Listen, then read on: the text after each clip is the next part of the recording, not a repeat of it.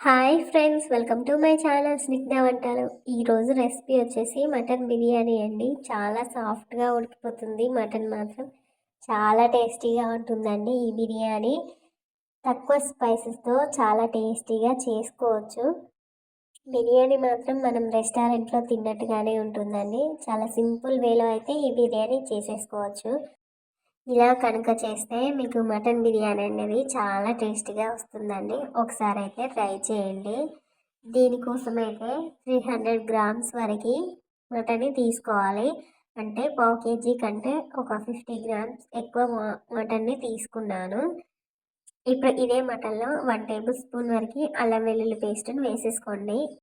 మనం ఫ్రెష్గా గ్రైండ్ చేసుకున్న అల్లం వెల్లుల్లి పేస్ట్ను వేసేసుకోండి.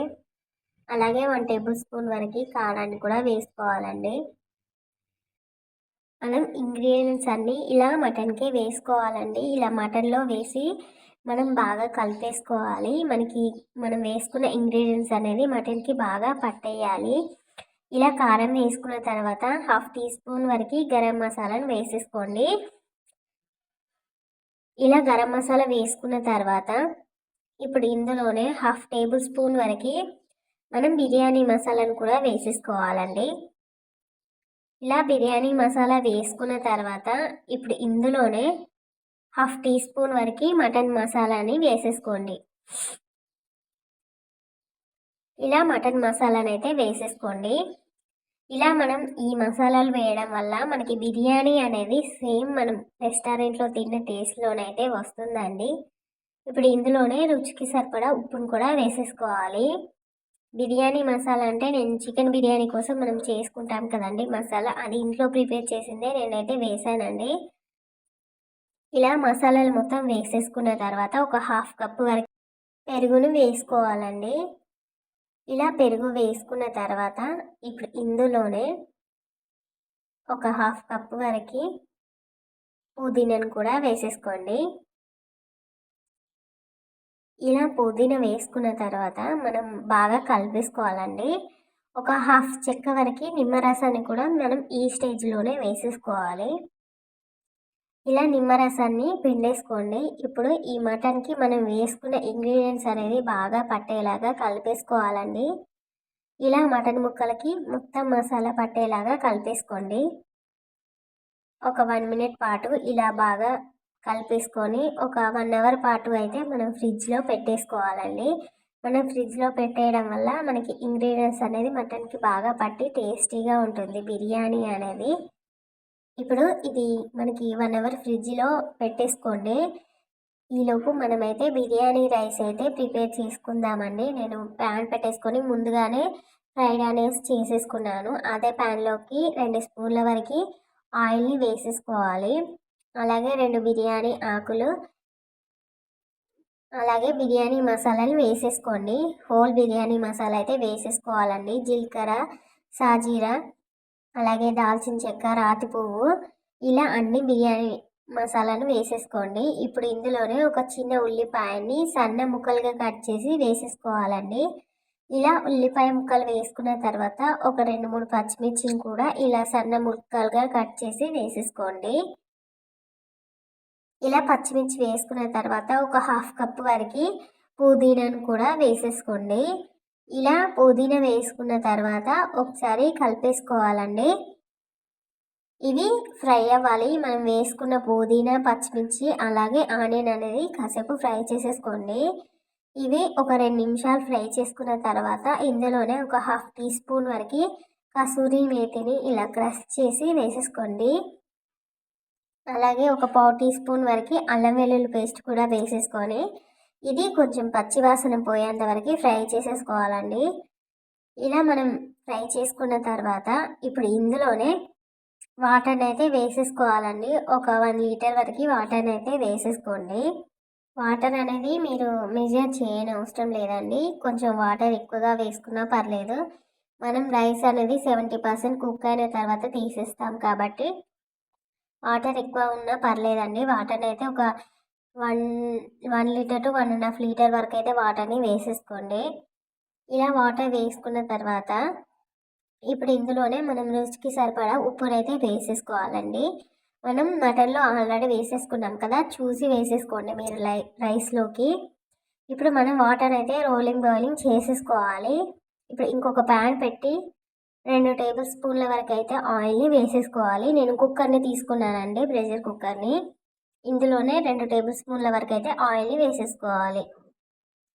ఇలా ఆయిల్ వేసుకున్న తర్వాత ఆయిల్ హీట్ అయిన తర్వాత హోల్ బిర్యానీ మసాలా అయితే వేసేసుకోండి. ఇలా బిర్యానీ మసాలాని మొత్తం వేసేసుకోండి ఈ కుక్కర్లోకి. మీరు స్పైసెస్ తక్కువగా తినేవారైతే బిర్యానీ మసాలా స్కిప్ చేసినా పర్లేదండి. ఇలా మసాలా వేస్తేనే మనకి బిర్యానీ అనేది టేస్టీగా ఉంటుంది. ఇప్పుడు ఇందులోనే ఒక చిన్న ఉల్లిపాయని సన్నగా ముక్కలు కట్ చేసి వేసేసుకోండి. ఇలా ఉల్లిపాయ ముక్కలు వేసుకున్న తర్వాత ఒక 2 పచ్చిమిర్చిని కూడా సన్న ముక్కలుగా కట్ చేసి వేసేసుకోవాలండి. ఇప్పుడు వీటిని ఒక 2 నిమిషాల పాటు ఫ్రై చేసేసుకోండి. మనకి ఉల్లిపాయ ముక్కలు అలాగే పచ్చిమిర్చి ముక్కలు ఫ్రై అయ్యేంత వరకు ఫ్రై చేసేసుకోవాలి. మనం ముందుగా మటన్ని మ్యారినేట్ చేసి పెట్టుకున్నాం కదా, ఆ మటన్ని వేసేసుకోండి. ఇప్పుడు ఇలా మొత్తం మటన్ని అయితే కుక్కర్లోకి వేసేసుకోవాలి. ఇలా మటన్ వేసుకున్న తర్వాత ఒక 5 నుండి 10 నిమిషాల వరకు మటన్ అయితే కుక్ చేసేసుకోవాలండి. మొత్తం ఒకసారి కలిపేసుకొని మనకి మటన్ నుండి ఆయిల్ అనేది బయటికి తేలేంత వరకు ఒక 10 నిమిషాల పాటు కుక్ చేసేసుకోండి. అప్పుడే మనకి మటన్ అనేది పచ్చివాసన రాకుండా బిర్యానీ టేస్టీగా ఉంటుంది. ఇలా ఒక 10 నిమిషాల పాటు మూత పెట్టేసి కుక్ చేసేసుకోండి. మనకి ఇందులోనే ఇప్పుడు ఒక పావు స్పూన్ వరకు మనం పసుపును కూడా వేసేసుకోవాలండి. పసుపు వేసుకున్న తర్వాత మొత్తం ఒకసారి కలిపేసుకోండి. ఈ మటన్లో నుండి ఇప్పుడు చూడండి ఆయిల్ కొంచెం పైకి తేలుతున్నప్పుడు ఒక 2 టమాటోలని చిన్న ముక్కలుగా కట్ చేసి వేసేసుకోవాలండి. ఇలా టొమాటో ముక్కలు వేసుకున్న తర్వాత మొత్తం ఒకసారి కలిపేసుకోండి. టొమాటో ముక్కలు అనేవి సాఫ్ట్గా అయ్యేంత వరకు మనం ఈ మటన్ని ఉడికించుకోవాలండి. ఇందులోనే కొంచెం కొత్తిమీర అలాగే పుదీనాను కూడా వేసేసుకోండి. ఇలా వేసుకొని టొమాటో ముక్కలు సాఫ్ట్గా అయ్యేంత వరకు మనం ఈ మటన్ని ఉడికించుకోవాలి. చూడండి మనకి టొమాటో ముక్కలు అనేది సాఫ్ట్గా అయిపోయాయి. మనకి మటన్ ఆయిల్ అనేది పైకి తేలుతూ వచ్చేసింది. ఇప్పుడు మనం ఈ స్టేజ్లోనే ఈ మటన్లోకి అయితే వాటర్ని వేసేసుకోవాలండి. ఒక గ్లాస్ వరకు వాటర్ని వేసేసుకోండి. ఇలా వాటర్ వేసుకున్న తర్వాత మొత్తం ఒకసారి కలిపేసుకోండి. ఇలా కలిపిన తర్వాత మూత పెట్టేసుకొని విజిల్ పెట్టేయండి. ఒక 3 విజిల్స్ ఆర్ 4 విజిల్స్ వస్తే సరిపోతుందండి. మనకి మటన్ అనేది సాఫ్ట్గా కుక్ అయిపోతుంది.